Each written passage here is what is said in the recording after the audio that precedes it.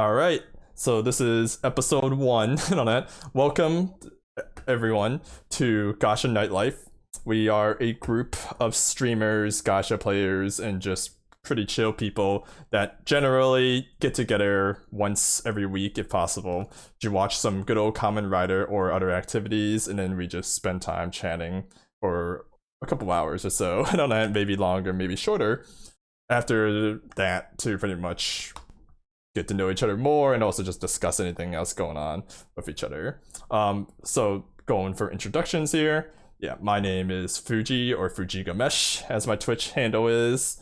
I used to be a FGO streamer, now retired, and I now, as of this point in time, stream Punishing Gray Raven and Variety whenever I get the chance to. How about you, Ryu? Go ahead and introduce yourself. Certainly, what's going on? I am your resident coffee ninja by day, actor, gamer, streamer by night. You can just call me Ryu for short. I stream a majority of different games. In terms of gacha, Fate Grand Order is one of them, but I also specialize in a lot of different card games as well, primarily Yu-Gi-Oh! And the gacha-like Yu-Gi-Oh! Games such as Master Duel and Duel Links. And what about you, Strider? My name is Strider or FangStrider on Twitch since I changed the name. I am somewhat of a streamer. I stream inconsistently, known as like once every year. I'm Variety. I play basically everything these guys listed alongside the Monster Hunter. I am probably the Monster Hunter specialist in here. Says a lot of how hard I grind at every single game. Okay. All right, War, your introduction. All right, my name is World War 1989.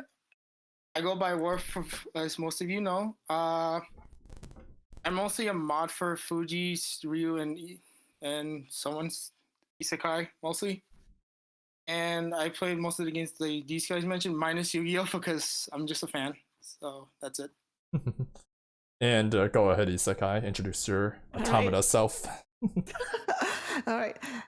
Hi everyone, I'm IsekaiNonsense, or Isekai for short. I am a VTuber, a gender-bending VTuber. That is an idol and an auto model. Sorry, I can't speak. Like all of these guys, I play a lot of gacha. I play a lot of variety. I used to be a content creator on Twitch, but now I'm a content creator on YouTube that streams and does ASMR and MMD. Nice to meet y'all. And to round up our motley crew, we have Alex, who's a pretty regular viewer of our streams and hangs out with us during these Kamen Rider nights and just other activities that we do as well. He also says he's a local goblin, so watch out for your stuff. Local floor tank. What are you talking about? A local what? A local floor tank. He's on the floor as a tank. Okay, gotcha. I feel like it's an F-14 reference. I pretty I know. it was. It is. Yeah, so for those that are gonna be tuning in for down the road for more of these, generally how we like to go about it is we generally like to talk about the Kamen Rider episode we just watched, or episodes if we have anything we want to share about it. In the case of Kamen Rider Saber, it was pretty dead. Not that there, honestly, so there wasn't much to discuss there, but if we have something that's really eventful, we'll discuss it here.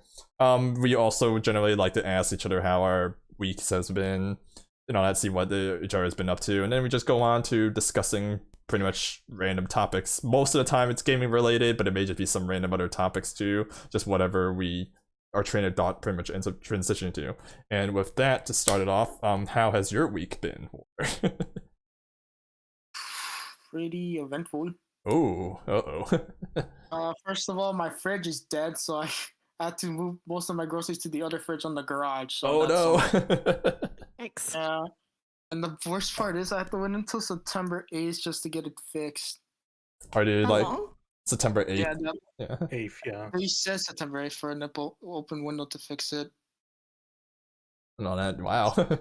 Yeah, that's pretty crappy of me. Other than that, I did got lucky on my polls on FGO, both JP and NA.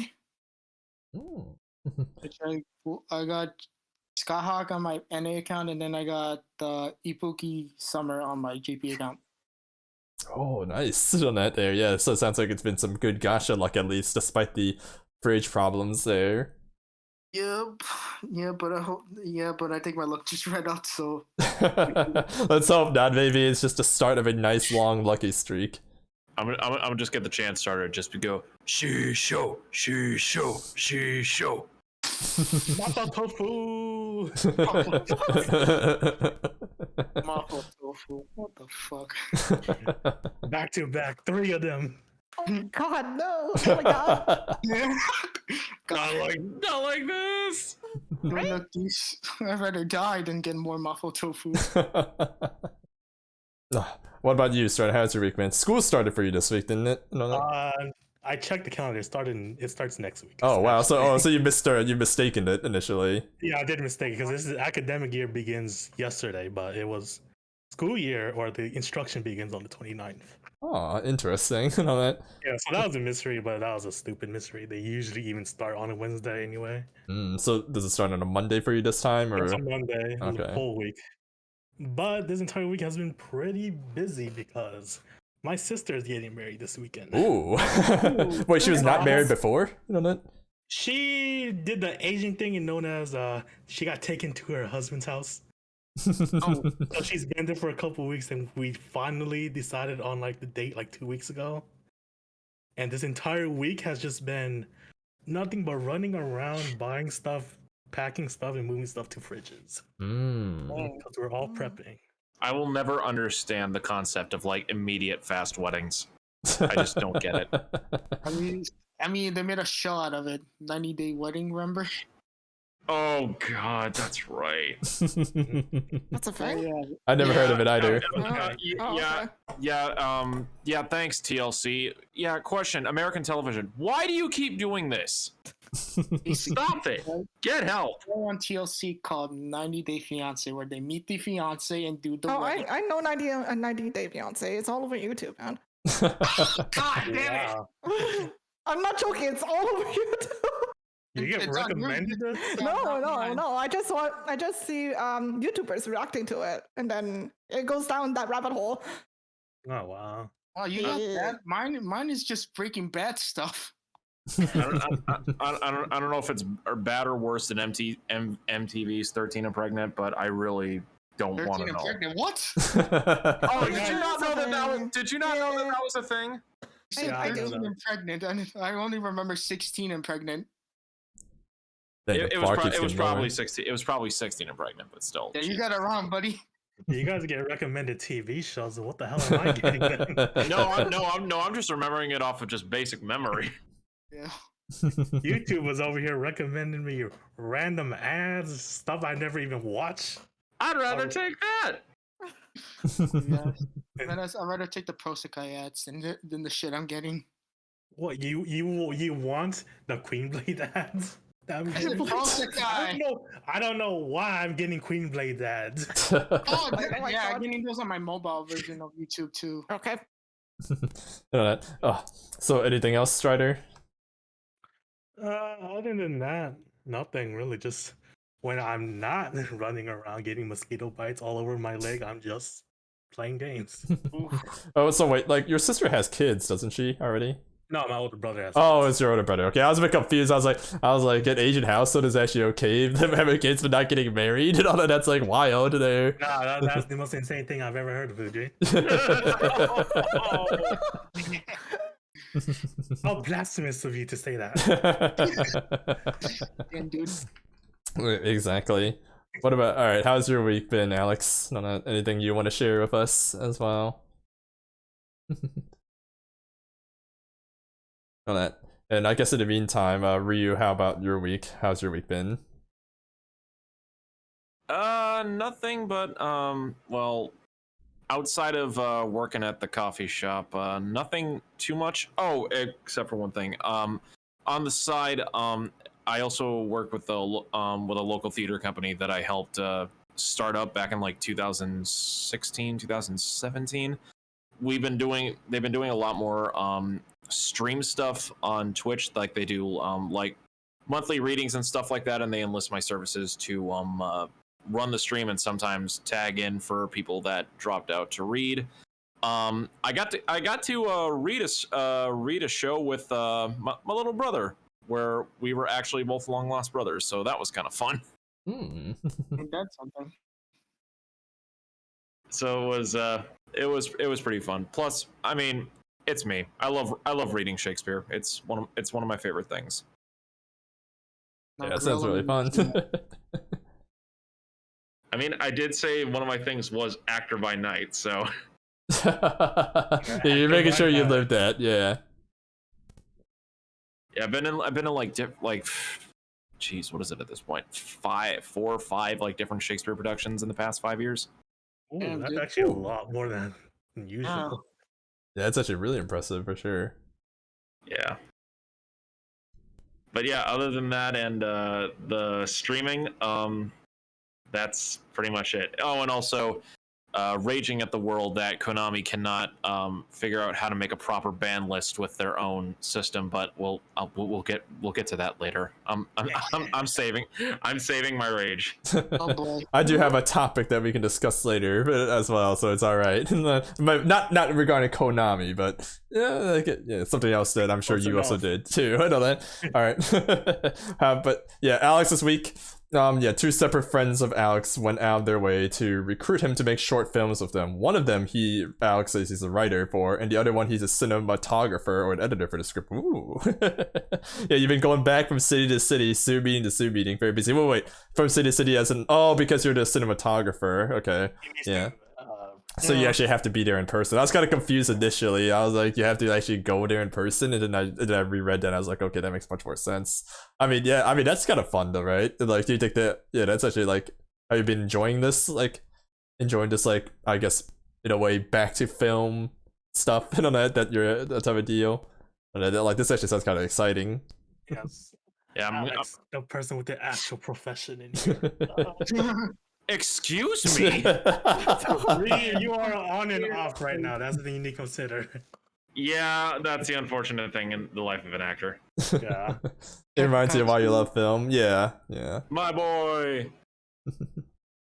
Yeah, honestly, it does sound like a really neat thing, the fact that, like, you have some buddies that are doing their own kind of, like, passion projects, that type of deal, and then now, like, and it's kind of like, you're all creating something together that's, very original on that, or at the very least, so that you can all call your own, so that's, like, actually pretty fun.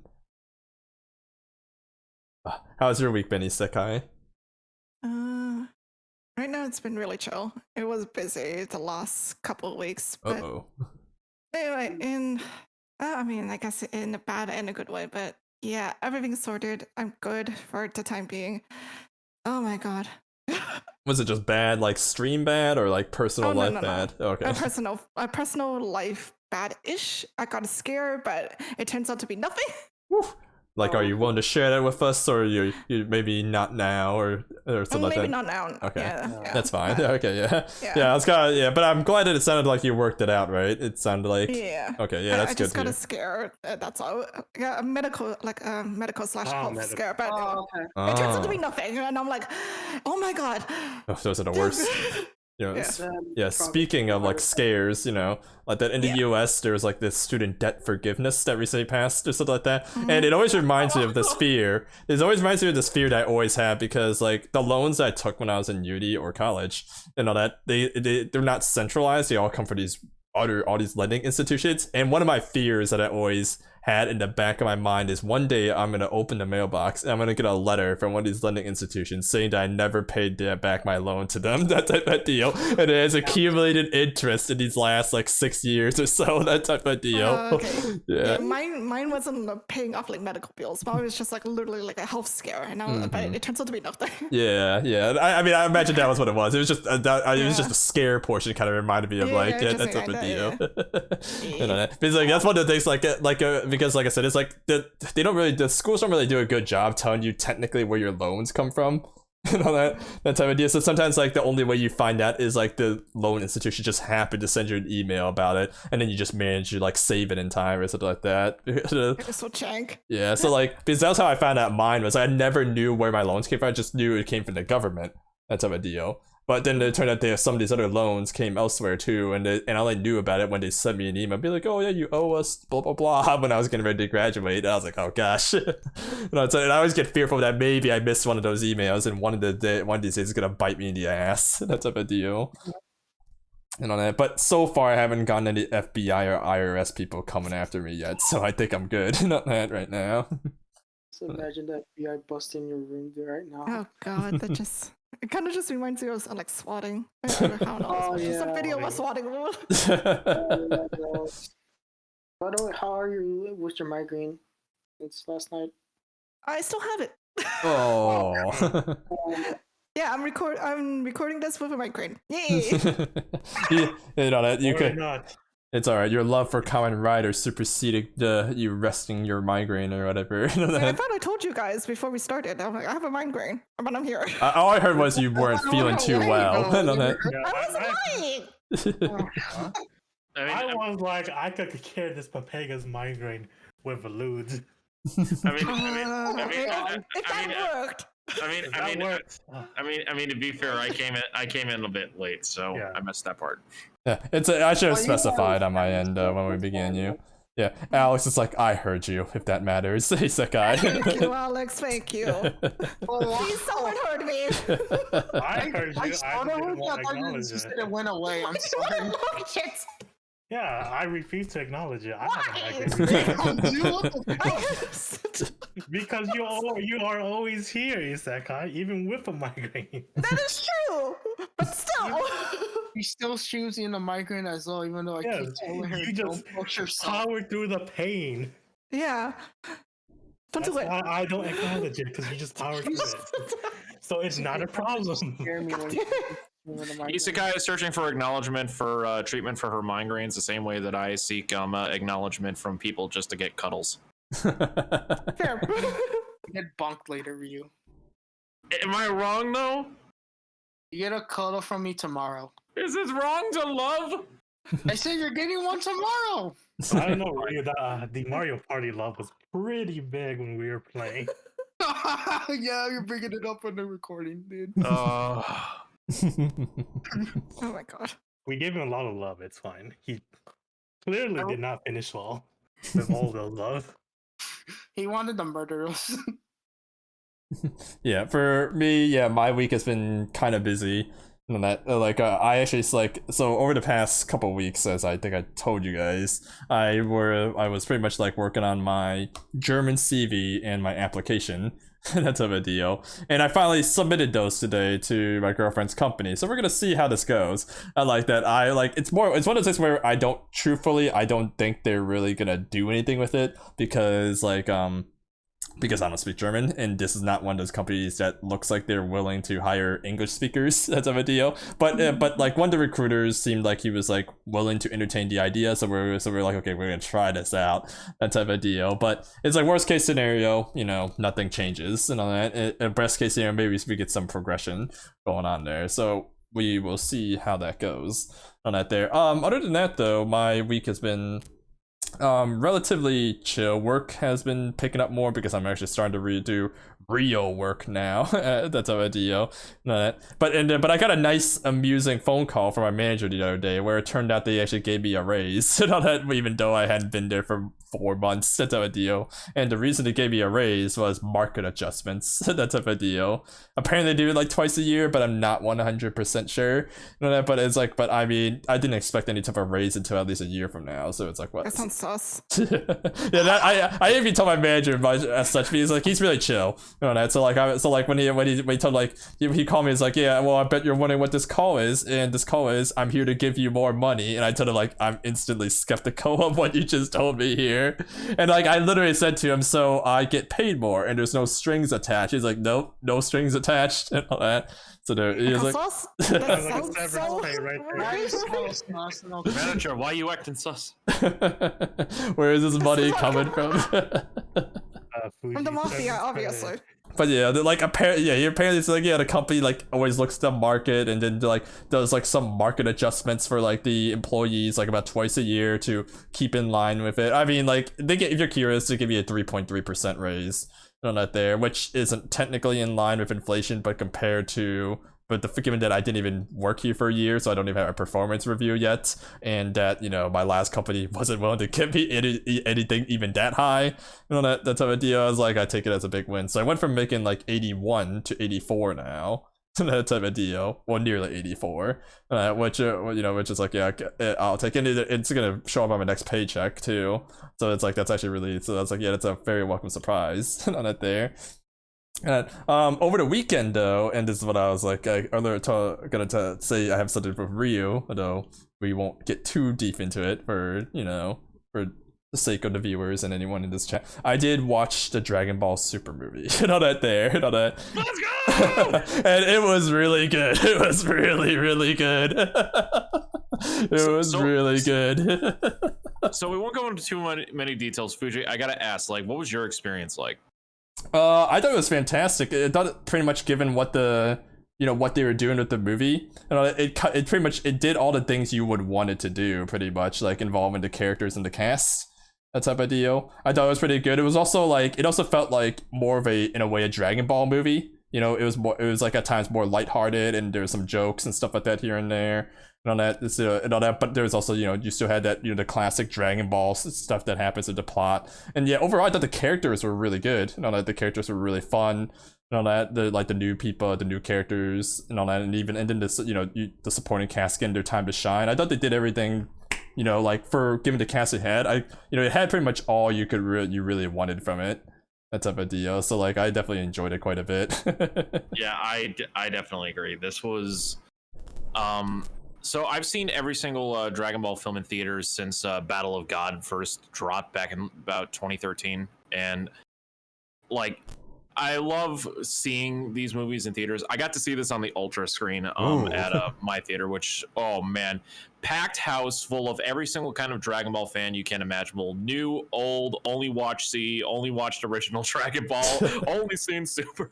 It was a whole different walk of life, and just having that right kind of crowd just like enhance the experience. And I'm gonna be honest, I need a second showing, but I think I really do need to rethink my entire top 10, maybe even top 5 of favorite films from Dragon Ball. Yeah, this one was extremely good. Like, I absolutely loved it, and I wouldn't mind like actually going to see it again. It was really, really, really good. And all that, and like I said, like, it had, like, given the cast it had and what the plot was about, it pretty much, like, what you wanted to have in the movie, they actually did it pretty much. Like, it did all the things that you would want the movie to do, which was, fantastic, and it did it pretty well. With some neat little surprises here and there that you didn't see coming. So I thought that was really good. As for what the film was about, Alex, without going too much into details, I'm just gonna do what the trailers basically show.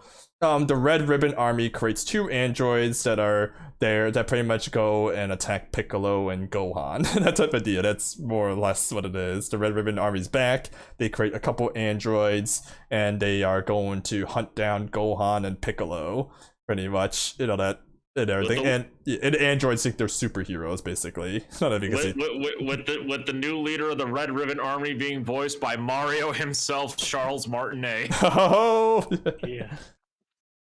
yeah, father-son duel movie. Yeah, like without spoilers, pretty much for the most part, it was a Piccolo movie. Yeah, it was like it for the most part. Yeah, it was more like there was not much focus on Goku or Vegeta, which I must say, thank the lords. It really was kind of like, that was actually a pro for the thing. Yeah, we do get a nod to them, but it's like a blink and you'll miss it kind of thing. And like, they give them some development, like following like where the anime for Super Broly left off, so that was pretty good. So I'm excited to see like where they're going to be going with this, like further on, especially considering the fact that this was the first movie that they did in 3D animation and not the traditional like 2D. Yeah, they did a good job with it actually this time around. I was one of the people that, when the trailers first came out, I was skeptical how the animations would be because it looked rough. But but in the actual movie, most of it's pretty smoothed out and all that. There was only like a couple times where it was maybe a little bit rough, but most of the time you didn't mind it at all, and it really did enhance the experience. So I thought that was great. What I was thinking like throughout it, like honestly, how the animations like felt crisp. It felt like the character intros from like the 10-second character intros that from Dragon Ball Fighters. Oh. except given a bigger budget. Yeah, I guess that's true. That's a good one. But yeah, that was like that was a fantastic movie. The funny thing was, I went there with Tyler, and we had a couple friends come along with us too. One was my roommate, and his friend. And You were with yeah. Jinx? Yeah. Like Tyler lives, Tyler and I have known each other since college, as I mentioned, but we live in the same area now. That type of deal. So it's like, we went there together, and he brought Amanda with him too. And unfortunately for Amanda, she doesn't watch Dragon Ball, so the best, but she went to see it anyway, just to see what it was about and all that, and just to tag along. And so Tyler kind of had her binge through some abridged and some stuff, so she had a rough gist of like kind of what happens that we thought would be relevant enough for the movie, but unfortunately, a lot of part of it is obviously the movie technically further down the storyline, of course, and all that type of deal. But it's like, but we thought maybe because it's Red Ribbon, getting her up through the Cell Saga would be just enough for her to kind of follow it. But the movie actually it's probably would have been more appropriate if they somehow gave her an abridged version of the Boo Saga, that type of deal, up to that at least, and all that. That's the kind of thing about this movie that this movie rewards a baseline to intimate knowledge of the Dragon Ball universe, because it references so much from the original series to Z and everything that happened in Super. The amount of stuff that was referenced from the Red Ribbon Army arc in Dragon Ball, and even stuff like the King Piccolo saga and the 23rd World Martial Arts Tournament saga I'm like, wow, they really went back down the rabbit hole in time to all these other events pre-Z. Yeah, that's for sure. Yeah, it's definitely a movie that if you really, if you were very casual Dragon Ball, you can still enjoy it. It's just that it's one of those things where obviously, if you miss some references and stuff like that, so you wouldn't be able to fully appreciate them, that type of deal. But you would still enjoy the movie, which she did. She enjoyed the movie, but because she didn't understand the full thing, she felt like some parts skipped over really fast.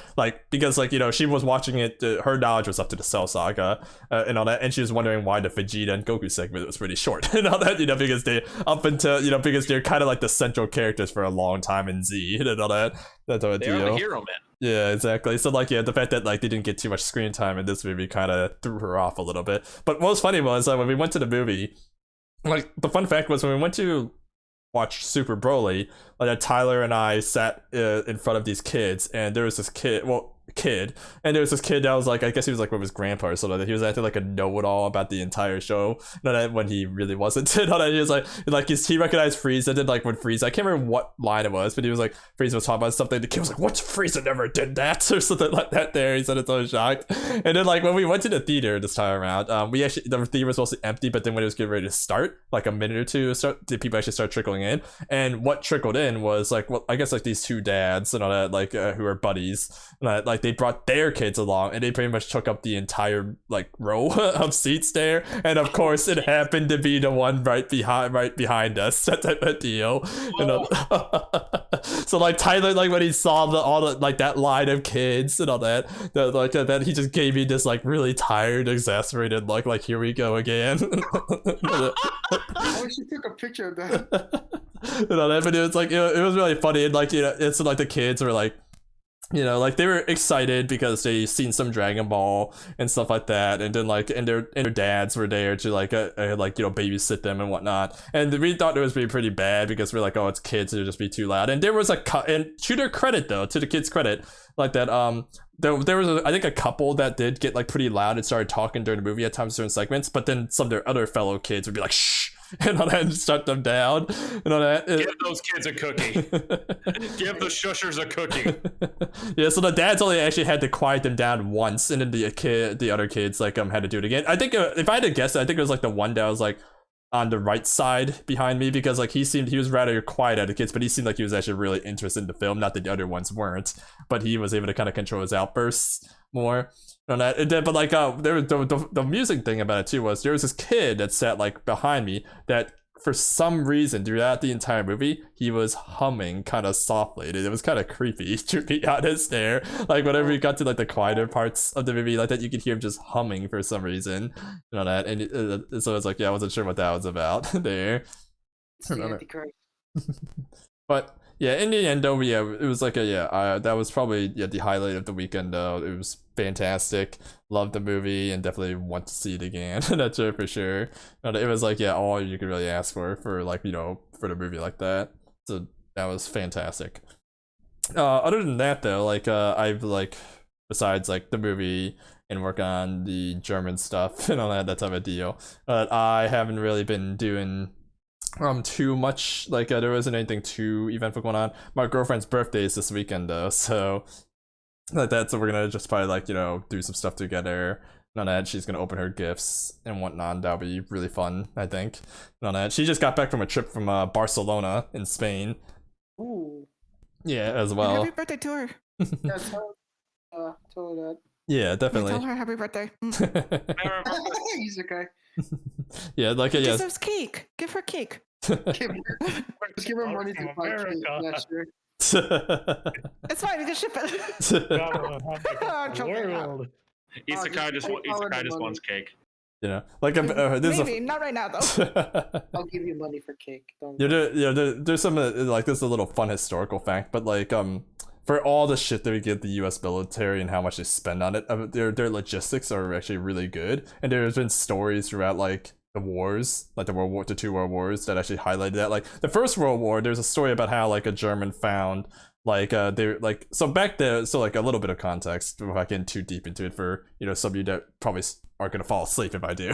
Basically, this is around the end of the war, so Germany was kind of like low on their rations and food. So normally, whenever they pushed like whoever they were fighting out of their their barracks and stuff like that, that's the idea, they'll go scavenger for food. And during one occasion, they pushed some Americans out of wherever they were defending, and they found a cake there, a birthday cake.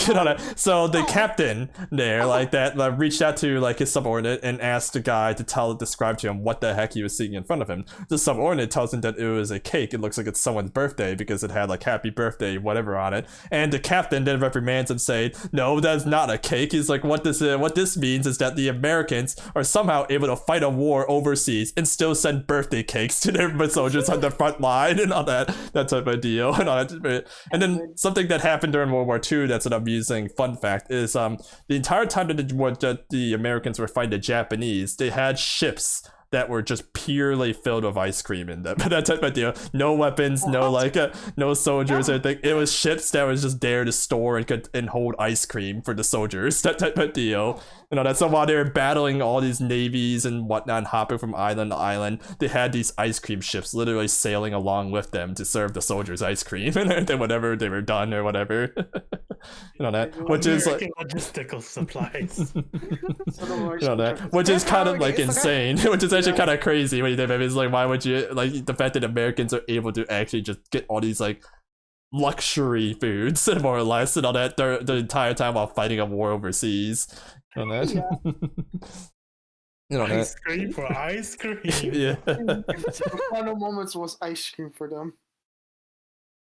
But yeah, that's like your little historical facts there and all that there. Yeah, some amusing historical facts about American logistics and all that. But yeah, anyway, like but yeah, so yeah, that'll be like we'll be celebrating her birthday over this weekend and all that, and yeah, pretty much be going from there and all that. So it's like it's like a busy weekend, maybe nothing too eventful and all that there, but yeah, like probably gonna be something like so it's gonna be busy regardless there. I am like also still working on like with Ryu and Strider and eventually Wizard, probably maybe like probably like down the road plan to make that legacy master dual legacy deck draft thing and all that. That's our idea, which would be kind of fun. We're hoping to make that like a kind of a repeated occurrence. That's our idea if we get this going, but we have to see all that. But yeah, other than that though, yeah, that's been pretty much how my week has been. There has been some nice little gaming news though. FGO for example actually had some recent drama recently actually on that in Japan and all that. That's our deal. FGO Japan has had some recent controversy where their summer event doesn't actually run a summer event or something like that. That's our deal. They ran the Gacha banner. Only. So there's no rerun of the previous summer. Yeah, there's no rerun of the previous summer event. So now this actually caused a lot of lot of worry in the community there, because because the question that everyone's been kind of ignoring and all that, but didn't really want to think about too hard, was what do we do for the players that never got the welfares during the events? Because in the past, like there's something like, oh well, they rerun it every year, you'll get it the next year or something like that, but they didn't do it this time around. And this also comes to problem, the game is about 6-7 years old now, so there's gonna, so now like they can't just keep doing this, we're on reruns, 1 year before, that's how it run the rerun that was a year before on that year, so that they didn't run the new one. They can't just keep doing that. That's how a deal. And also the game still doesn't really quite have a efficient way. Like they do have, I think they do in some way. Someone with the interludes with the gold primos. Yeah, like the game doesn't have a reliable way to get the welfare servants that you would have to play the events for right now. Yeah, I saw what was going on. Yeah, so that was like the big worry that like now the Japanese players and also global players are worrying about right now. Is just like if a new player wants to play the game, now they can't even count on JP or the game to provide them the rerun to get the welfare. And even if they did provide the welfare, what about the previous year's welfares? That's a big deal. So it's like that's the worry that's been going on in FGOJP, and it's been a bit of drama that's been currently happening at this point in time there. And then they have a little bit of drama where like people, and then they were just complaining about like the Ibuku Doji thing. So. The art, yeah. Yeah, that one. I Yeah. was wondering like why but I thought they can do. Sorry. What was right to trending? Yeah. Yeah, I was not talking about that. I was wondering about like how the previous welfare is like. Why can't they do something like Grand Blue, where like they basically have like a section where they have previous events and you can just do them and then get the welfare. They sort of did that with the interludes thing, but like I don't know if they're gonna do that with the previous welfares though. That's the thing. Yeah. Yeah. Yeah. Add an effective system similar to what the Grand Blue Fantasy is doing, where with like previous events and getting the welfare easily. Yeah, I think that will be less of a like a hate mob going on. Yeah. Yeah, I was like, FGO sucks. That's all I hear. It is kind of like, in a way, jarring that some of these things that these games have answers for long ago, they have been very slow or just haven't implemented at all. Because the welfare thing is something that they should have been pretty well aware of for quite a while, but they haven't really done much other than put a band-aid on it. And now like you have situations like these now where they may not even run the events anymore, so now it's like it's becoming a bit more dire. Yeah, because because Kirishan translated one of the articles saying like they're trying to do less reruns this year or like in the future. Like so yeah, it's like it's basically just push more like I guess it push more new content or something there, but yeah. Yeah. But yeah, like besides that though, Tower Fantasy has launched as well, and like apparently they've been coming under fire for some things over here. Like there's some they had one recent thing where they kind of screwed over a good portion of their player base because they had to roll back some type of conversion, that type of deal, and all that. But then this ended up like having like what was it? Like what was it? Like this ended up that like with how they did the rollback though, it meant that some people benefited a lot more than others, that type of deal. That, so now it's like it's causing some confusion, like some some like heavy feedback from people because that like that are got unfairly benefited from the whole thing. So there's been some things going on with that right now. It had to do, like I said, it had to do with like some type of currency conversions that you use to buy duplicate shards and whatnot. But apparently how they handled it wasn't too good. But the game for the most part, from what it sounded like, was more or less, despite us not playing it anymore or never played it at all, it sounded like it was rather successful. The marketing was fantastic and on that's how I did. They got some gigantic big name streamers to really heavily promote it, and they did pretty well off of it there. And on that, where they did copy paste reviews. There's always the bot stuff going on too. Oh, there was bots too. Wow. Yeah, there's always like some bot reviews going on too. That's Like I heard about like this is alleged plagiarism of their like a promotion video that was similar to an indie animation someone did. Mm-hmm. Oh no, they confirmed that shit, dude.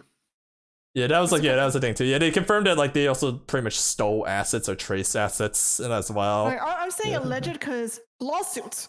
Lawsuits. If they win, they won. Yeah. All that. So yeah, like yeah, so yeah, it's been despite their controversies, it's been pretty relatively successful. It's what it sounded like from people that are like playing it and still really like the game. I mean, if there's one thing that it did well, okay, it was that they definitely did a great job like for getting a lot of big names on board for it, and they also did and also for an MMO, gosh, their servers weren't actually just bombed and everything on like on day one like a lot of games would. That type of deal. So they did a pretty fairly good job there, but yeah, it is not a Genshin killer. So that type of deal, which no one really expected it to be. That type of deal, despite them trying to market it as such, or some people hyping it up as such there. But yeah, that was like some. Man, a lot of people want Genshin dead for some reason. I think it's a lot of it is the fan base. Part of it is like, well, it's a mix of the fan base and a mix of it of like, the Genshin became super successful, so some people just wanted to fail and all that type of deal too. I mentioned this like on my own stream, saying that like Genshin blew up because everyone was stuck at home because of the pandemic, and it just happened to be the game at the right time. It was definitely a big thing too. Like that's a big. I think part of it is also you don't really have any gachas that were like Genshin that like came out. Like you had some games like MMO gachas that kind of were open world, but not to the extent that Genshin was doing it at. Because a lot of those open world gacha games were kind of like instanced open worlds, that type of deal. Where like it's more like areas, but then when you go to a new area, it's like a different instance, that type of deal. Well, Genshin's technically a continuous one, other than just going in, the temples and whatnot, that type of deal. And all that. So like, yeah, it did like Genshin also did a good job of like making it very quality too. So like they're kind of in a way like the Amazon of like the genre there. They came in early, they solidified their position, and they also proved that surprisingly having a simultaneous global release for a big project is actually a good thing and all that there. On that. Yeah, you're right. They also did a good job promoting that it wasn't just a mobile game that's for like, that only like kids or something like that would play, that type of deal, or your grandma or something like that. It was like, this is a game. It's gonna melt if you play Genshin. That's what they don't want people to know. Not there, but it's like, that's what they don't want people to know. But it was like, the fact that they put it on, they advertised it as like a console game too, and all that definitely helped it out quite a bit. It definitely, in a way, like for better or worse, what Genshin did raise the standard and the bar for what people would consider a solid mobile game to be, pretty much. It raised in terms of like what expectations type of deal, and now you have all and part because of that, and like Genshin also was like a gateway for a lot of people to get into mobile gaming or gacha gaming at the very minimum, which definitely. Which causes some pretty skewed expectations when they go to other games in the genre, that type of deal. Some very skewed expectations and all that there. Like things like how, like, because when it comes down to it, even though it's a gacha game, Genshin does not play like your standard gacha game. What they have is very unique. Oh, I beg to differ. Look at the banners. He's that guy. The character rates are worse than FGO. Right? It just has a better pity system. Yeah, it has a better pity system, that's true. But like I said, people expect it to be kind of like that. That's the thing. That it's like, it is not the case for every game. Also, like they also skewed people's expectations of what gacha games are, because they think that every gacha game, when they start complaining, everyone wants to be something like Genshin's, where it's open world and stuff like that, and only to be met the reality that no, that's just a mostly unique Genshin thing. That's up a deal. Yeah. It's like I had a lot of like viewers on my end that like when they started playing like games that weren't Genshin like that, like they always mentioned how like they were just stunned at how things were different from Genshin and stuff like that, and their expectations of gacha games were pretty much what Genshin would be, like a big high quality open world thing where polling is less of a factor, because like, how do I put it? I'm not sure if I word this correctly, but like obviously pulling characters in Genshin is very important, because some characters are very strong, they help complement teams, stuff like that. But it's like, compared to like a lot of the other gacha games on the market, it's not as like core of a main feature, if you get what I'm saying here. Like a lot of these gacha games, No, no, like a lot of their main gameplay is pulling the banner, and all that, and then the events are basically there to supplement it. But Genshin, technically, the main gameplay is the open world stuff that you can do to explore and do things in it. The banner, however, it really complements it though. You know that while there are a lot of your main gachas, you know that it's kind of the reverse, where the gacha is the big thing, and then the events are kind of built around it. That's a deal on that. I would say it's still the same. honestly, because every character, like, because in Genshin, every character has their own skill set. While some are similar to others, it's kind of like they want you to pull the characters because they probably have a better skill set, maybe have a better design and whatnot, and maybe they suit your playstyle and whatever. And that is like, that's complementary to the world of Genshin, the story building, the world building of Genshin. So they both play along together, and I will give MiHoYo that. They know what they're doing. Yeah, they do know what they're doing. That's true. Like I don't disagree. I don't disagree. I guess it's just more like how am I trying to view it is like, for some gacha games, the main enjoyment to get people re-interested in a gacha game is a new banner came out, you know, that type of deal, and there's some events you can do with it. But I feel like with Genshin, the big attraction that most people have, although the banners are also a big thing, is that like normally content updates in Genshin are more open world, you know, areas that open up that you can explore and, you know, probably spend tens or even hundreds of hours for some extremists in them, that type of deal. But a lot of your other gacha games don't quite offer that same experience because, well, they're not open world gacha games or 3D most of the time, and on that. So their main enjoyment to get out of it is like the content in the events, and the banner itself is like how it's a bit of a weight, more of a weight. Even for Honkai, yeah, I can understand that. But yeah, like but something like back to the community though. Probably the reason why a lot of people want a Genshin killer, I think, is some people find the community pretty insufferable. It's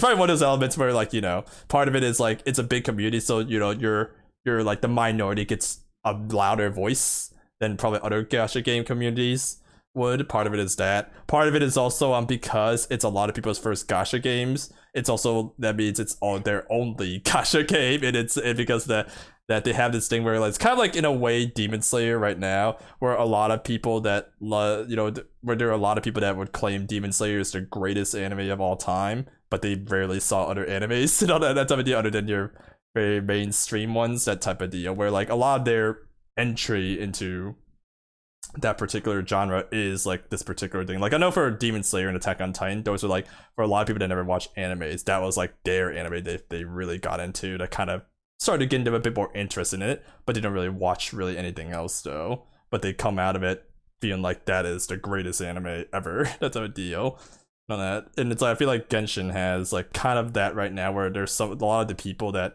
not a lot, I guess, that's overgeneralizing, but you have some of the people that, because that was their entry into the Genshin, into like gacha gaming and stuff like that, Genshin is like the best like gacha game, and every other game that doesn't do what Genshin does, now that is like kind of shit or something like that, or other games should incorporate what Genshin does. And it's like these people, you know, like that are the people that kind of give it a bit of a bad name, because, you know, most of these people that play that like that voices opinions, they don't really play other gacha games and all that. That's how deal. Or maybe they try it, but they try it with the intention of basically comparing it to Genshin, and also seeing if what Genshin does better than that game in their opinion.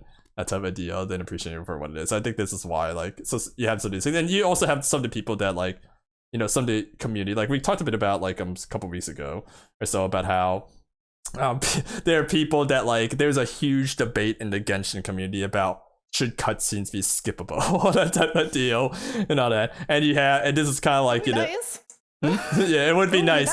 But if you go check on threads like that, every time you see someone bring up the idea of should cutscenes be skippable, you have a lot of people fighting against that to be an option. Really? Like, just the option to even be implemented. Yeah, it's like it actually gets kind of very toxic in there at times. Like, not toxic as in they lock down the thread, but like it's like very intense, because you have people that would be like, you know, like, be like, yeah, like I love this game, but I don't really care about, you know, this like, you know, NPC talking about his daily life over here during the event when I just really want to grab or finish the damn quest or whatever, and that type of deal. Or like I don't really care. It's like, yeah, I like Mona as a character, but I don't really care about what she's doing about this really mundane activity. That type of deal. And that. It's like that. It's like and all that. You have like stuff like that, but then you have people that would just fight against that. They're talking a bit of it like that type of deal. Like, yeah. So you have the group, like, yeah. So you have that that one group, and that's like, you know, they want to skip the cutscenes because, you know, they don't really care much for the story and all that, or they care about the story, but they don't care about all the different side stuff that goes on. That type of deal. So they want to at least be able to skip that type of deal. You know, which having an option to skip cutscenes would complement everyone in that group. But the other side, you know, which is the part where, which is why I say there's a like huge conflict there every time you check one of these threads. And I checked a lot of these threads because I was always curious and all that. Because every time I was like, man, I'm playing through this again and I can't skip this cutscene. That type of deal. It would be nice if they ever add this in. And then I'll be like, I wonder how the community feels about it, and then that's when I find these threads. But the other threads, this is where like this like are against adding even an option to skip cutscenes, partially because their argument is these are the story's fantastic. Why would you want to skip it? That type of deal, and on that. And then because the story is fantastic, there shouldn't be an option to skip these cutscenes because it's that good. You need to see it. You know, why adding a cutscene an option to skip it means people are going to skip the story. That type of deal, so they don't like that. And then other reasons that people don't want the cutscene option to be added in there is they find the lore of Genshin Impact really, really good. And by adding a cutscene option to skip it, people are going to miss the lore. That type of deal. So they don't like that because that means that now people won't appreciate the lore of Genshin. That type of deal, so they don't like that either. You know that. And then like some people like would argue that like, oh, adding a cutscene option is, you know, it's bad because Genshin is all about the stories and stuff like that. Why would you play Genshin if you don't care about the story? That type of deal. You know that. So, yeah, and then you have some people that give like these weird takes where it's like, oh, if they added a cutscene option, then everyone would be skipping cutscenes, and we literally they'd be like, we can't have that. That type of deal. I don't know.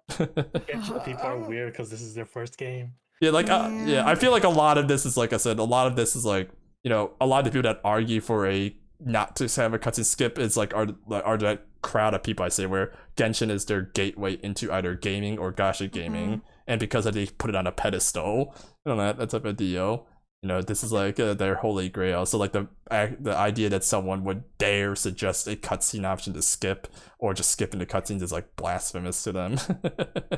but yeah. Touch this. But yeah, it's like touch grass. Yeah. no, I'm joking. Isekai.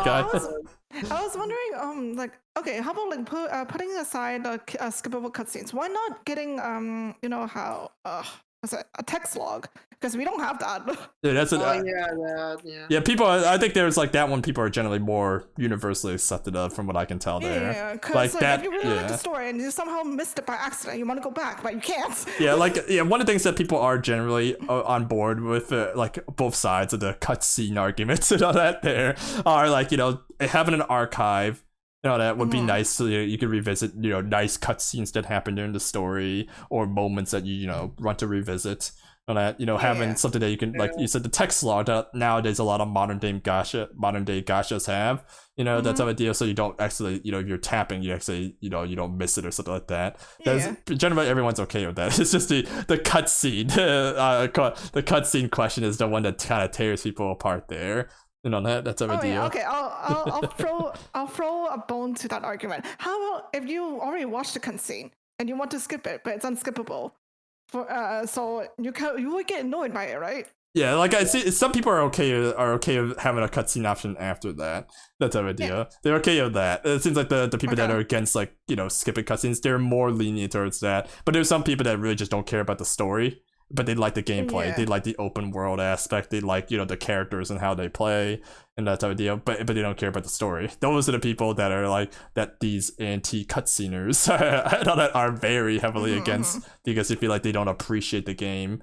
I think part of it is like a lot of these people that played the Genshin 2 as well. They treat it as more of like the lore and the story as the primary gameplay, and that and the idea and the combat and stuff is more very supplementary. So to them, you know, skipping cutscenes to them is like you just killed the gameplay. What else is there to do in like Genshin if you don't want read story? That type of deal. It's harder for them to imagine that people just don't care about the story but like the gameplay itself. That type of deal.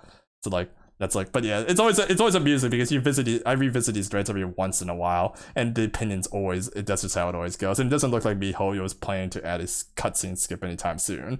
So it's like, yeah, so for now, you know, things are just gonna remain as it is on that. The only thing I want from them to do is reruns as well, because most of us did finish the. That would be nice. Yeah, I imagine that would be convenient there too. Because I never got the Festering Desire to R5. I always have it R1.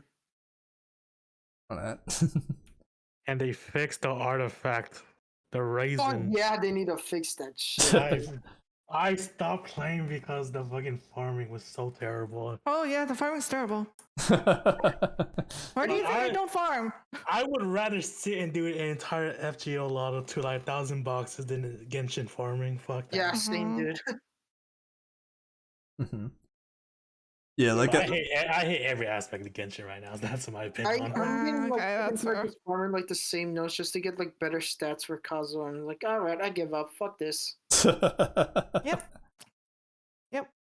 Yeah, like the one thing that like MiHoYo doesn't really do a good job is they generally are very resistant to changing things and all that. That's type of deal. Like compared to like a lot of your other gacha companies where they may be willing to try to like, you know, implement some things that people ask for. MiHoYo's generally in their games are very are pretty like against it there and all that. They normally like to keep they're the type of company that generally they're like no, you guys don't know what you want, but we know what you want type deal and all that at times. Like that's not to say they never listen. You know, you had like, you know, the Zhongli changes of course and stuff like that, but a lot of that was due to very extreme Chinese people like really railing them about it. I know in the case of I don't remember what it was, but there was like one where like wasn't one of the MiHoYo people almost like assassinated or something like that type of deal. Yeah, that was because of the whole Honkai thing, I believe. Oh, that's Honkai. Okay. Oh, Honkai, yeah, but yeah, like yeah, still MiHoYo as a company. That's about deal.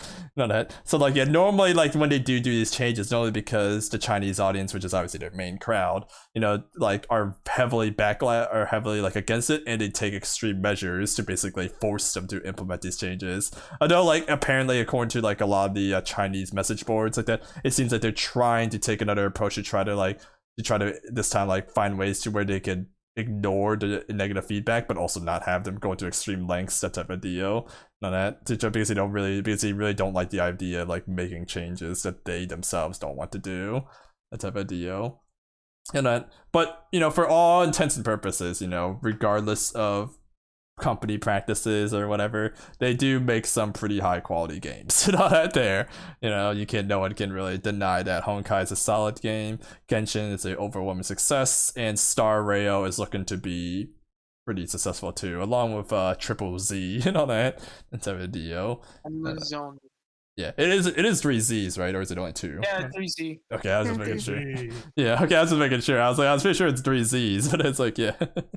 I'm gonna be the Canadian. I was about to say Z. Yeah, 3 Z's. No, Z. I'll just refer to that Zen list, yeah.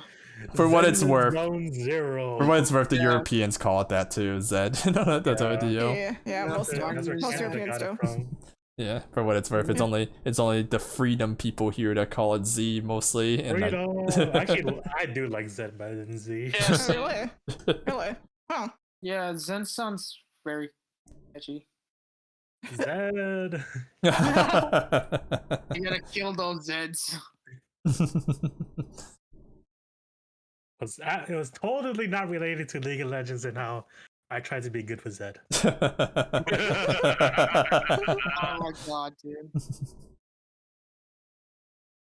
No, but yeah, that was like that's just like the MiHoYo stuff going on there. Apparently they did. Yeah, they did like during the Gamescom was actually this weekend too, actually. Yeah, I heard. Yeah, like they had some good like announcements, nothing like groundbreaking, announcement wise and all that, but they had some like neat little stuff there. They did like even MiHoYo got in a little slot there. They showcased Sumeru, and then they even showed a trailer for Star Rail, which was honestly probably the worst trailer out of their Star Rail trailers. What do you mean? I think is it the same one that me and Isekai saw? It was the one where basically there's a guy having a nightmare and then he like sees some guys speaking to him. It's Blade and Yeah. What's the other guy's name? Yeah. What's his name already? Like when I say it's the worst trailer they have out there, I don't mean it's bad. I just mean that like out of the ones they have available right now, it's the worst out of them. That type of deal. You know that like no one's thinks it's bad. It's just like, you know, it's kind of like it's compared to the other trailers for Star Rail, they were a lot more hype. Was really what it was. You know that there. This one is a lot more, you know, setting things up. That type of deal. They're just setting up like it's gonna be a dark story or something. Yeah. So like no one was like saying it was like, you know, bad. They're just like, yeah, it's the worst out of the ones you have right now. You know The story trailer. But my story. Isekai. What do you mean? Goat Simulator was there, though. I didn't watch Gamescom, so Me neither. I saw Goat Simulator. okay. Yeah, Goat Simulator 3 was an answer in the Gamescom. So like Oh, right, I did they actually that. gave it like a full trailer and all that type of deal. So it was like actually amusing.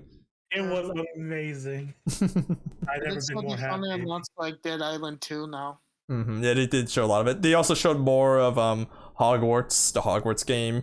Though it wasn't too much of it. It was just like setting up more of the story for it. Like honestly, after what they've shown for it so far, I'm cautiously excited for it. But we have to see actual more gameplay to really like get an idea of it right now.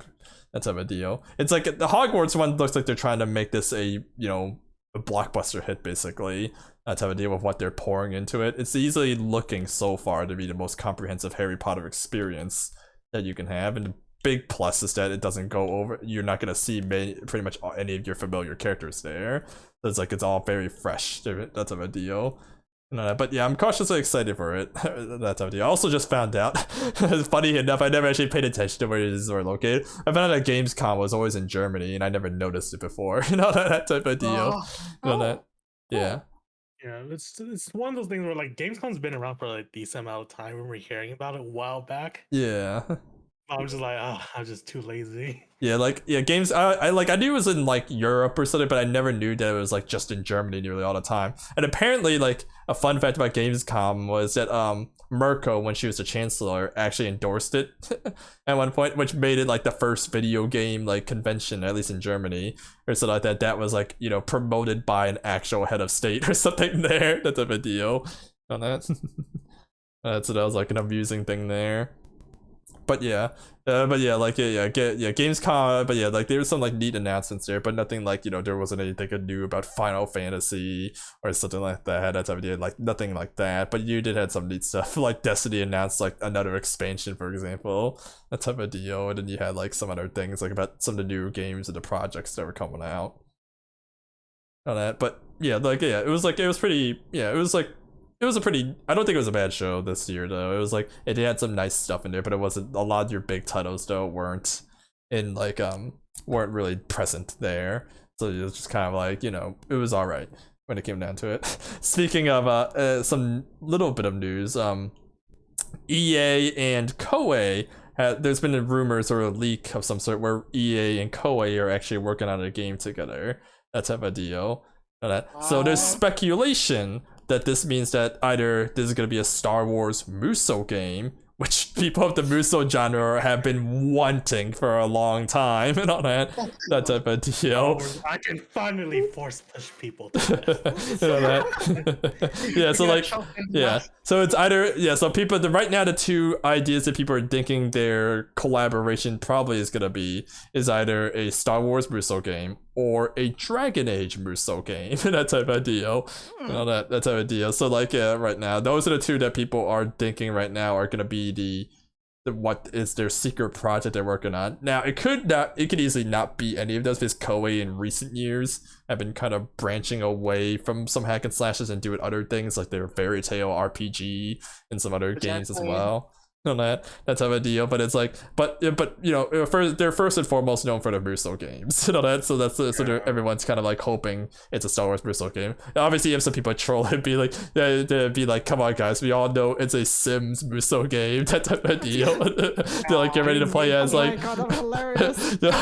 Please. they're like, get ready. Your own character, make your own story. They're like, get ready to play as like the janitor or something like that. That type of deal. And all that type of deal. But yeah, they're like people just joking about that. So just talking about how it's just a Sims Muso game. You just like that their characters you play there are just some of the different jobs so you can get into Sims and all that type of deal. No, that. But yeah, that's like some like that's some like some news that have been like kind of like people are like have people cautiously like excited for right now in like the Muso genre there. But yeah, only time will tell though, because obviously they haven't really, you know, like I said, it's either I can't remember if it was a leak or a rumor, but yeah, it's like, you know, it's nothing official as of now, you know, that type of deal. So yeah, people were pretty pretty like excited about that for sure. I can't wait for 17 costume DLCs plus microtransactions plus an NFT. Oh my god. Oh.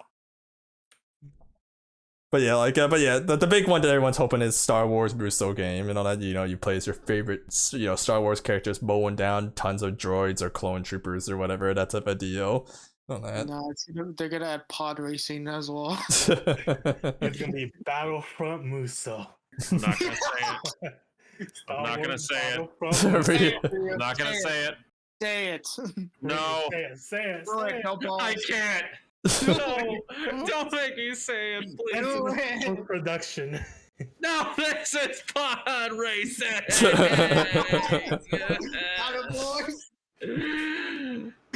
I hate it here.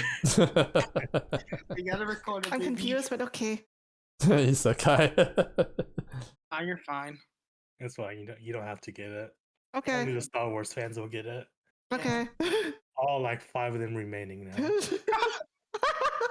Excuse me, sir. Damn. Star Wars has lost its charm with the sequel series. Let's be honest. Yeah, the sequel series like hasn't really done much to help the franchise, unfortunately.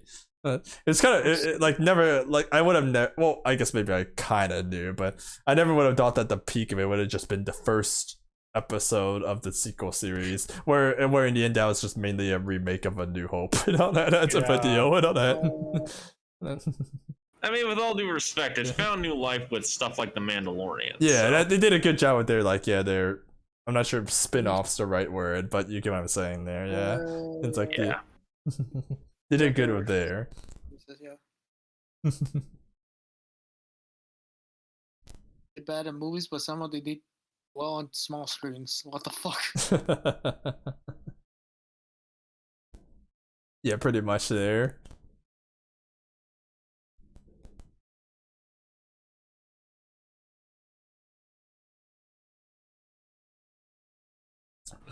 But yeah, and all that. Back to the original thing that we were going to talk about, though. Yeah, episodes of Revice so far. I'm guessing everyone likes it, right? Currently. Oh yeah. Yeah. Oh yeah. Oh yeah. Extremely fun. With mainly. Yeah, I'm fine. No, not with Vice, with Beast. Beast. You're gonna purposely butcher the names and all that. Wait, I like to do all day between the two. my name is Vice. Awesome! You're gonna ruin your voice. But yeah, like Reed's voice could survive another week. I've been through worse. See, exactly. That's a mood. That's a mood. Other than the real fast pacing, you like it. Yeah, apparently the fast pacing kind of just sticks and all that. At least for the first half of the series. From what I've heard from the Redditing, there were a few comments about people talking about the pace. It basically felt like one of the things that people were having qualms about with the with Revice, at least in the beginning, first half or so, was they felt like they were getting forms too fast. You know, that part of it may just be because it's an anniversary Rider series too. But they felt like they were getting forms too fast. The pacing was really fast too, but they don't think it was done in a way that was like awful. It was just like it just felt like it was kind of like I guess sudden at times. Like that type of deal. They felt like maybe it could have like they could have extended it out a bit more, that type of deal. But it didn't. But they were like, the two things I heard about the early half of it at least were basically it felt like the characters were getting too many forms really fast and on that, and then the pacing's fast too, so it felt like they just resolved things all in one episode. That's idea when maybe they could have done 2 episodes over it or something like that, or maybe depending on some of the stuff, even extended into like a little mini arc or something like that. And all that. Yeah, so like, but other than that though, it seems like people weren't definitely liking it. And yeah, it's been really good. This like I said, the characters, have development. They're each of them, don't feel bland. That's great. The family dynamic is really cool. You haven't really seen that for like a Kamen Rider series where it's like a full-on family like that. Type of deal. So that's like really neat there. Like you had some series where they had some family aspect of it, like Kiva with his father in a way, that type of deal. And then you had like, Zio where you had like that kind of like that guy that was kind of watching over him, and some other people that have like maybe an adult figure, so that they kind of hang out with, that type of idea. But nothing like where that was like supposed to be like as a a core thing. They're just kind of there, not homeless and has a real job. That's how Alex calls it.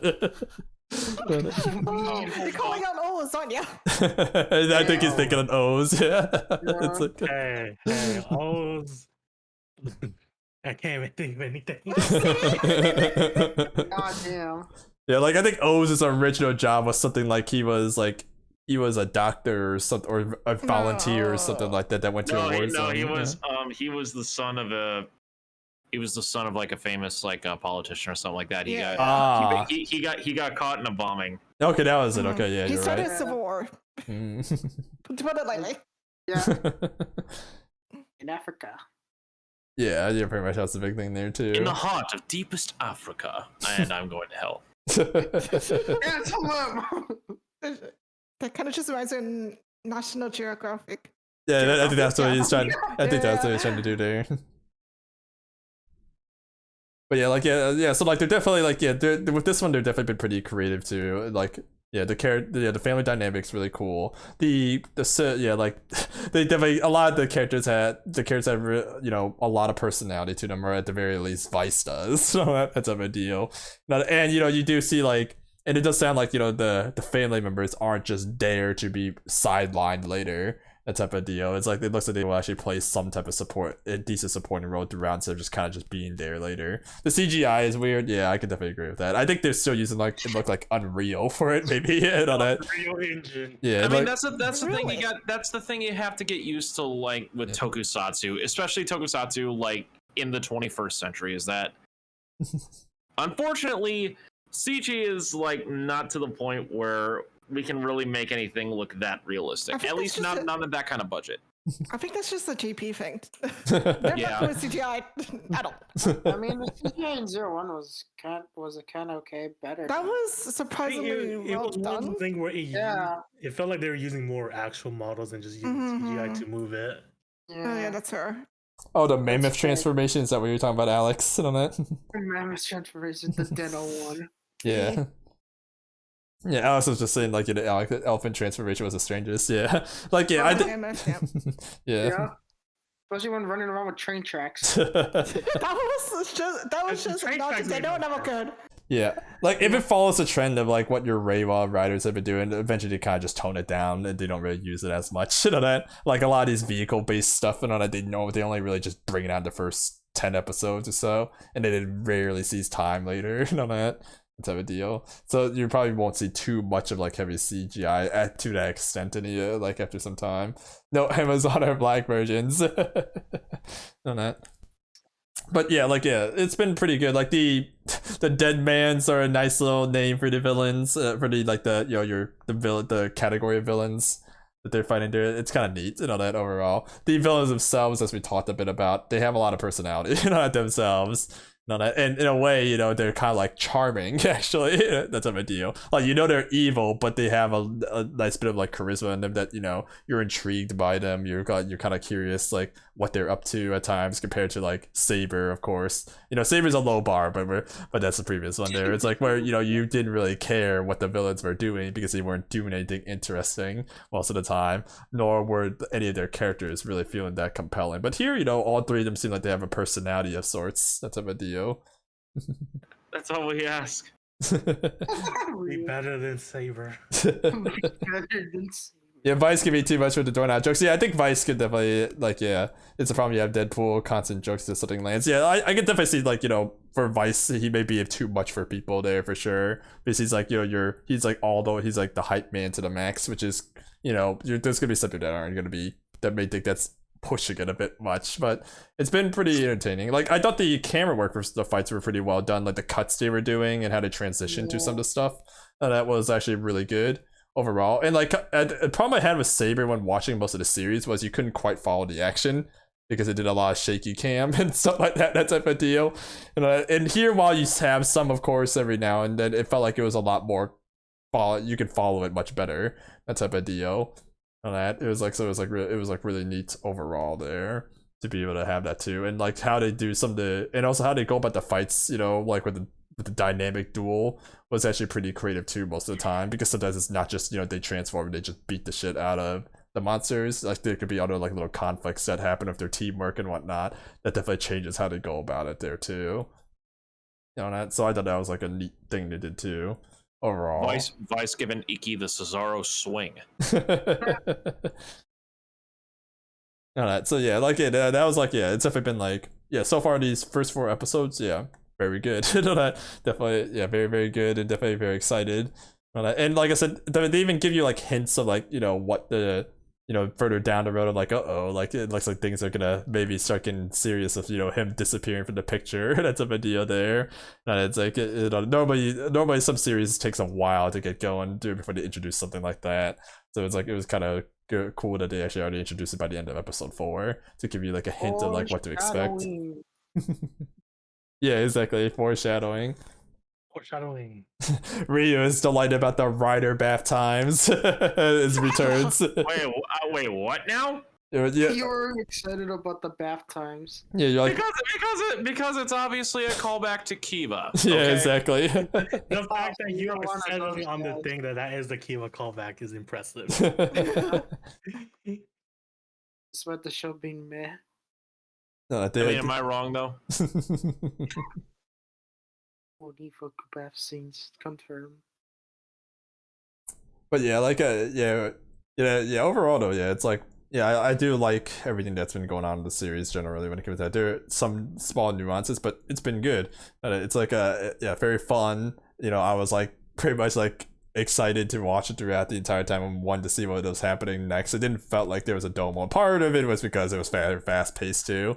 On that there too as well, but it was just like it's very creative so far though, and it's like now I'm pretty excited for the next few episodes next week as well. So yeah, pretty good. But like, yeah, like with Saber, I think like the first couple episodes I was alright with, but then it definitely started getting very dull. So this one has kept my interest throughout and definitely built upon it.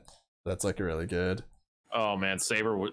For those that did not watch Saber, like the only thing we can really say, it was a drag.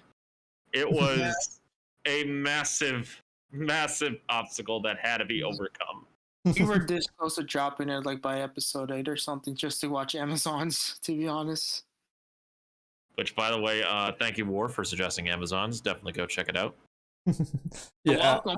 Yeah. I have to give credit when credit's due. The movie for Saber was way too good. Yeah, that was fantastic. The Saber movie was fantastic.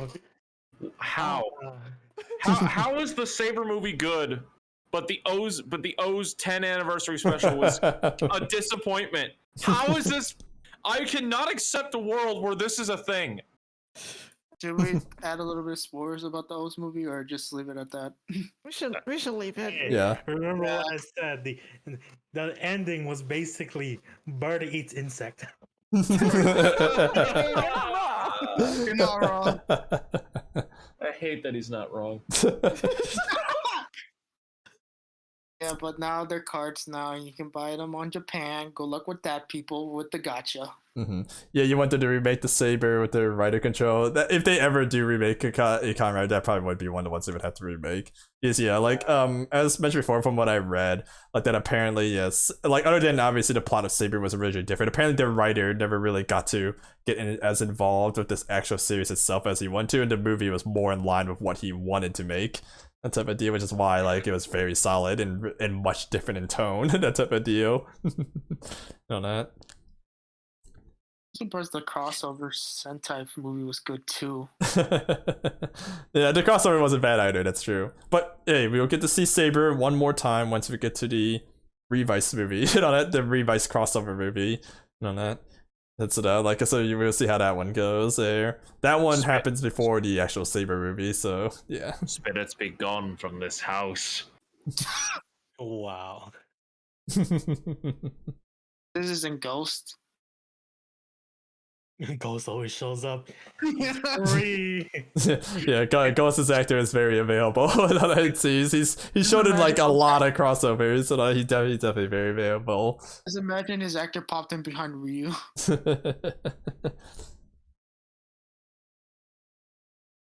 But yeah, Revice does has a lot of characters, but it looks like they're so far handling it well. But obviously, I imagine they're gonna introduce more down the road and all that type of deal, most likely. So it'll be interesting to see how they can juggle it. So far, the ones they introduced, it felt like they've given each of them at least some type of motivation, some type of personality to them, so it doesn't feel like they're all kind of just bland and on that type of deal. Each of them have something going for them so far, but yeah, the question would be, in the end, how to develop upon it, how will they utilize the characters, and also who else will be joining down the road, because it's kind of inevitable that that there will be more people joining the current cast and that type of deal. So I'd be curious. Yep. Especially with the hinting with the brother. Yeah, based on the preview that we got for the start of the next set of episodes that we're going on, we're getting the secondary rider at episode 5. Yep. Not early, baby. Let's do it. Isekai. I mean, Ryuki introduced their secondary rider in episode 1. Yeah. Don't you mean their actual primary writer? Exactly. What do you think I said? Rigi was introduced in episode 2, man.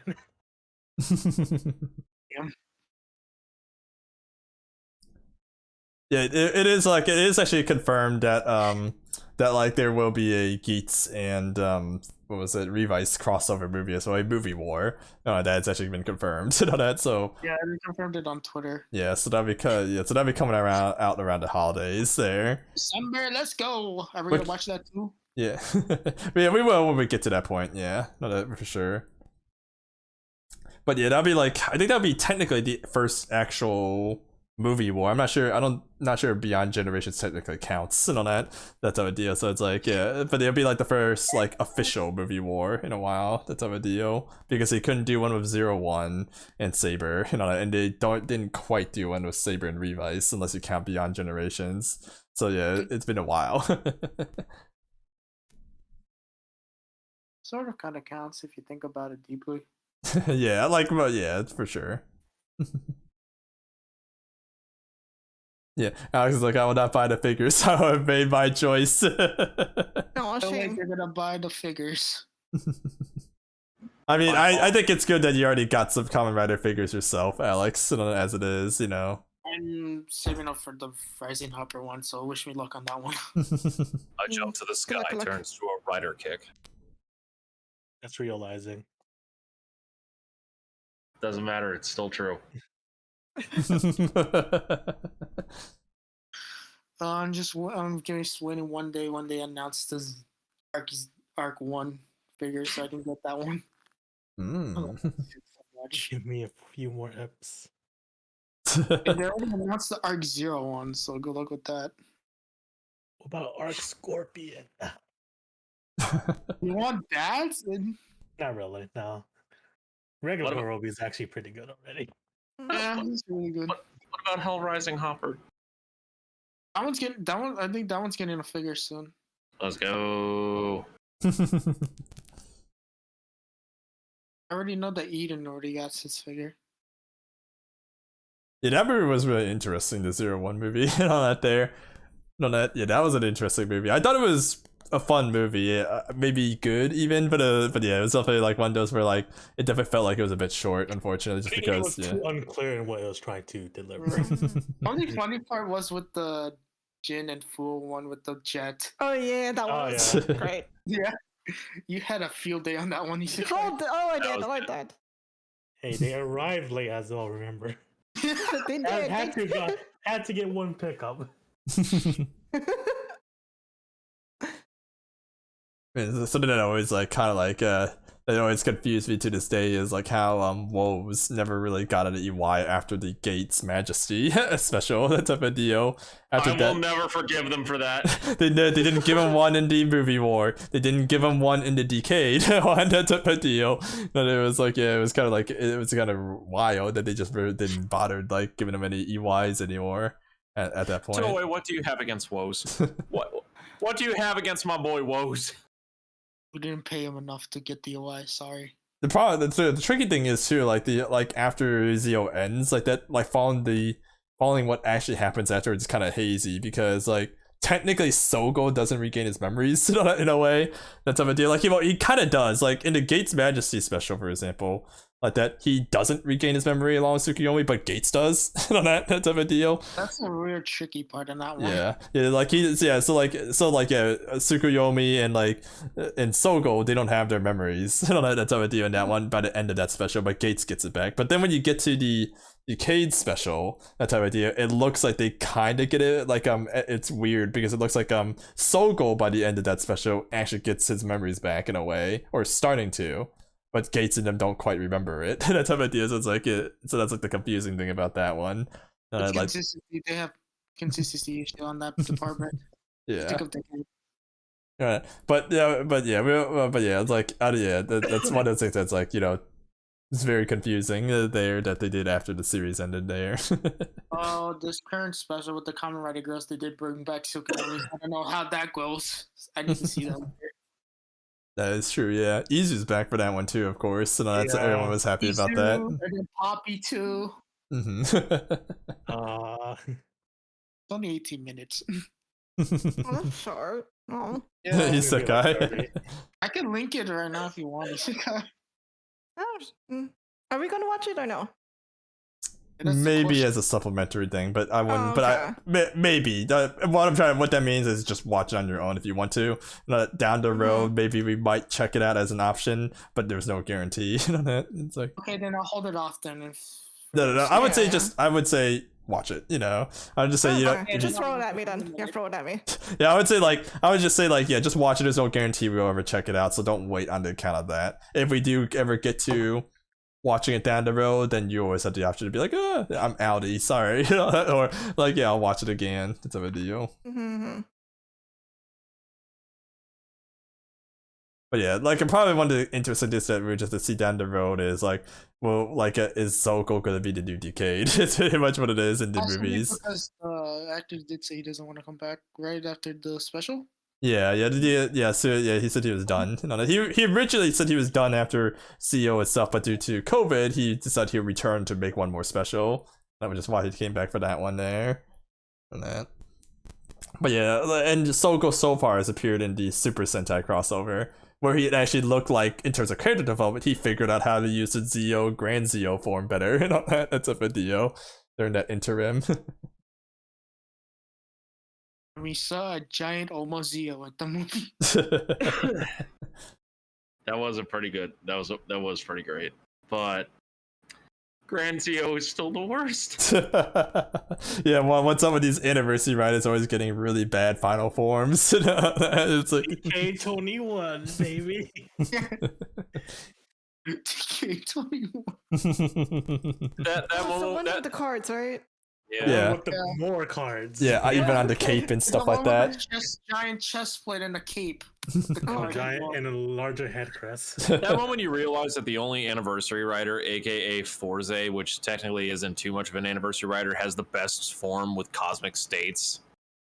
Yeah, you know what the kicker is? ASH Figure Arts already making a figure of it too. Oh no. Yeah, you could probably even make a case that probably the best anniversary rider is the movie war villain 15 and all that type of deal, who was technically an anniversary rider for the 15th Heisei generations and that. You know what could also technically be considered an anniversary rider for the 10th anniversary of Heisei? G. We don't count G. I will never let this meme die, damn it. Real. G was cool enough to make it back in the movie with a G. With the explosion in the background. They acknowledge him, damn it. Just give us more G content. That's all They we need. acknowledge him in the Zio movie, but they don't acknowledge him now. Again. They are not worthy of his vintage. Different universe, man. Different universe. A boy can dream, damn it. Just to give it like Amazon, it's in a different universe, but it's still Kamen Rider. Okay.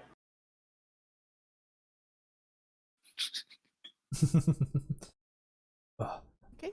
So before, like, we've had no spoilers, but did any of you actually started watching the W anime? Only episode 1. Only episode 1. Okay, I was gonna say I did mention to I can't remember if I mentioned to you guys, but it's like, yeah, we may likely watch that once the whole series finishes and on that as an option. But it's like, so I was like, yeah, but I was just kind of curious if any of you actually seen and had an opinion about it so far. That's of a deal. So far, it's really good from what me and Isekai saw in episode 1. I've seen the transformation. It was solid, man. Yeah, transformation sequence is so good. Right? And when they did the catchphrase too, it's really good. Yeah,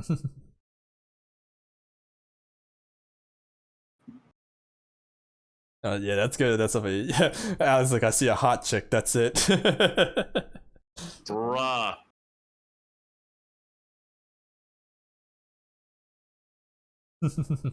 Oh, the new chick. Yeah, she's something. Read the manga, won't say shit.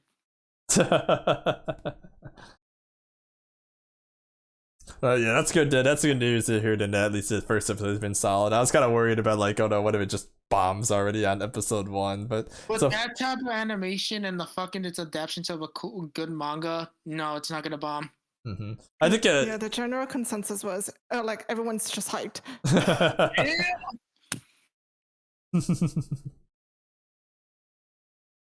Yeah, that's good then. Yes. Thank the Lord. Ryu. Yeah, I've heard, like, probably the reason that, like, they made this one an anime too was it's one of those, like, mangas where even though it's a sequel, you technically don't need to really know what happened before to really enjoy the manga or something like that, which is why they chose to make an anime out of this one. Because I also know he's like people making like graphs like, oh yeah, this is how the order you should watch if you really want to get into it. But and then, like, for Futopia, it's just like, yeah, you know it's a sequel, and obviously if you watch the previous ones that'd be great, but if you don't know if this is like your intro to Kamen Rider, then it's definitely, then you're not really gonna miss anything too much from it. That's of a deal. I still say watch double before this. Ideally that would be the thing, yeah. You know, fully appreciate it there. Yep. Oh, speaking. While I am sad that we weren't able to get the original actors of Shotaro and Philip and all of them into it, the voice acting is sounding pretty stellar from what I could tell. JP? They have a star-studded class as Uchi. That's true. That's true. Yeah. Out of curiosity, did any of you actually watch the W specials, like for Excel and Eternal? Oh yeah, absolutely. Oh, Are yeah. you kidding me? Like, I think those are the two that I didn't know were available by around the time I was watching Double. So I was like, yeah. So that's probably like something I'll have to like see myself down the road as well. I've seen the Excel one. I've seen Excel. I don't remember seeing Eternal. I've seen a bit of Eternal. Yeah, like for the Eternal, I remember at the time when that came out, like there wasn't a place available for me to see it. I just saw clips of it instead. But he's like, I think the Eternal one's his backstory, right? Something like that. Yeah. Yeah. And then, like, if I remember correctly, the Axel one is like him. Right after. Yeah, it's like it's basically the relationship between Terry and Akiko, right? Basically. Yeah, it takes place after the Ozen double movie. Ah, okay. And during their marriage, so they had like marriage quarrel. And Okay. But before the Drive movie, where Axel makes an appearance confirming that they have a kid. Ah. Gotcha. Yeah, I'm looking at this list right now. Yeah, so yeah, the specials happen after the O's and Double movie, but before the Fours and O's movie. You know that? It's like, yeah. You know that type of deal.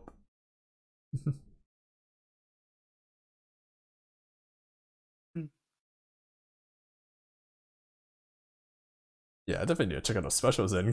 Goodness, yeah, I'm kind of curious what those are about. Oh, those two V cinemas in general are just fantastic. I'll take your word for it then, for sure.